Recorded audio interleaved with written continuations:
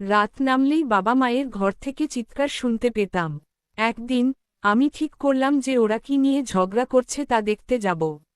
আমার বাবা মায়ের ঘরটা আমার ঘরের পাশেই ছিল, আর আমার ঘরে একটা জানালা ছিল যা সরাসরি ওদের ঘরে ঢুকে গিয়েছিল।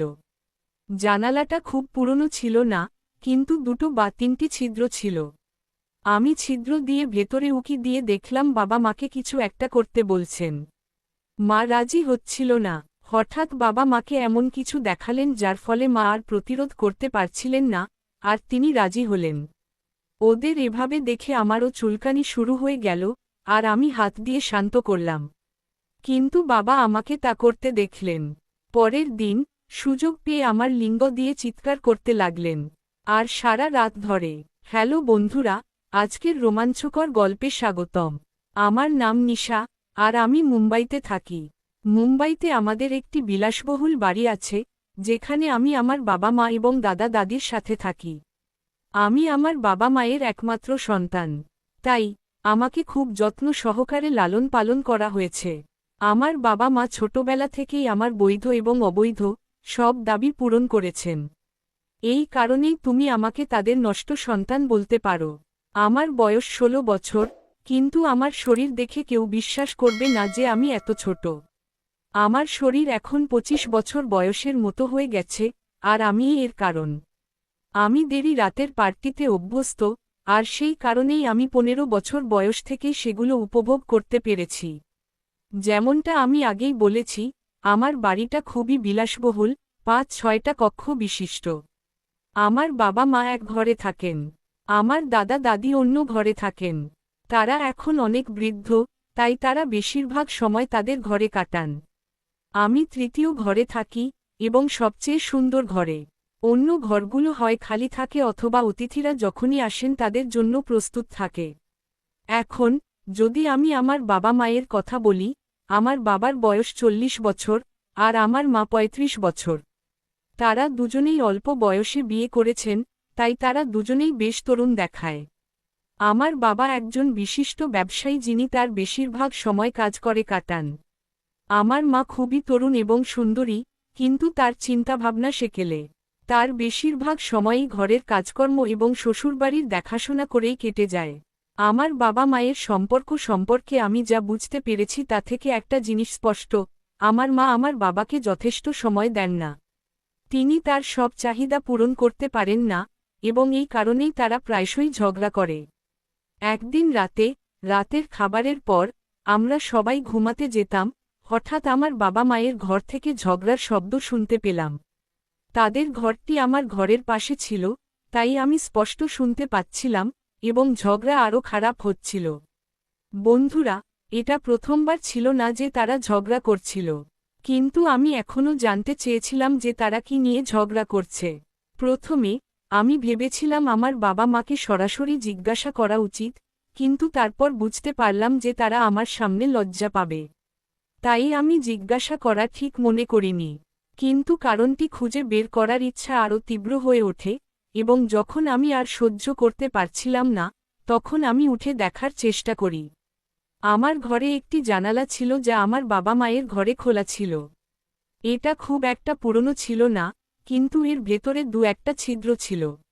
আমি সেই ছিদ্র দিয়ে তাদের ঘরের ভেতরে তাকানোর চেষ্টা করলাম। প্রথমে আমি কিছুই দেখতে পেলাম না।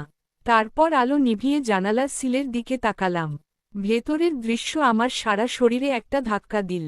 আমি আগে কখনো ওদের এভাবে দেখিনি। বাবা আমার মাকে কিছু করার জন্য অনুরোধ করছিলেন, কিন্তু তিনি অস্বীকার করছিলেন। এখন আমার চোখ ঘটনাস্থলের দিকে স্থির ছিল, এবং আমি চাইলেও ওদের ছিঁড়তে পারছিলাম না। তারা কথা বলছিল, কিন্তু আমার মনোযোগ অন্যত্র। আমার হৃদয় ধড়ফড় করছিল। কিছুক্ষণ পর বাবা আমার মাকে এমন কিছু দেখালেন যা প্রথমে তাকে রেগে গেল, তারপর লজ্জায় সে তার দৃষ্টি নামিয়ে নিল। এখন মনে হচ্ছিল সে কিছু অনুভব করছে, এবং সে আমার বাবাকে আসতে ইশারা করল। তারপর আমার বাবা এবং মা কিছুক্ষণ স্বামী স্ত্রী হিসেবে বসবাস করতে থাকলেন। প্রায় 1-2 ঘন্টা পর মা নিজেকে সামলে নিলেন, আলো নিভিয়ে দিলেন এবং বিছানায় গেলেন। তাদের ঘর এখন সম্পূর্ণ অন্ধকার, তাই আমি কিছুই দেখতে পাচ্ছিলাম না। তাই আমি বিছানায় গিয়ে শুয়ে পড়লাম। এত কিছুর পরও আমি ঘুমাতে পারছিলাম না। কিছুক্ষণ আগে যা দেখেছি তা আমার চোখের সামনে ভেসে উঠছিল। আমি চাইতাম আমার যদি এমন কেউ থাকত যে আমাকে তার ভালোবাসা এভাবেই ডুবিয়ে রাখত। এই সব ভাবতে ভাবতে আমার চুলকানি শুরু হয়ে গেল। তারপর প্রথমবারের মতো আমি আমার হাত ব্যবহার করতে শুরু করলাম, কারণ সেই সময় আমি কাউকে হাত আঁচড়াতে পেলাম না। কিন্তু সেই মুহূর্তে আমার মনে হলো যেন কেউ আমাকে দেখছে। আমি এতে খুব একটা মনোযোগ দিলাম না। আমি আধ ঘন্টা ধরে হাত আঁচড়ালাম, পুরনো গল্পগুলো ভাবছিলাম। যখন আমি ক্লান্ত হয়ে পড়েছিলাম, তখন আমি প্যান্ট ছাড়াই ঘুমাতে গেলাম। পরের দিন সকালে মা ডাকলেন, নিশা, ঘুম থেকে ওঠো। সকাল 7টা বাজে। আজ কলেজে যেতে হবে না? ওর গলা শুনে হঠাৎ আমার চোখ খুলে গেল, আর আমি তৎক্ষণাৎ উঠে বাথরুমে গেলাম। তারপর একই দৃশ্য চোখের সামনে ভেসে উঠল। শুধু এই ভেবে যে আমার চুলকানি হবে।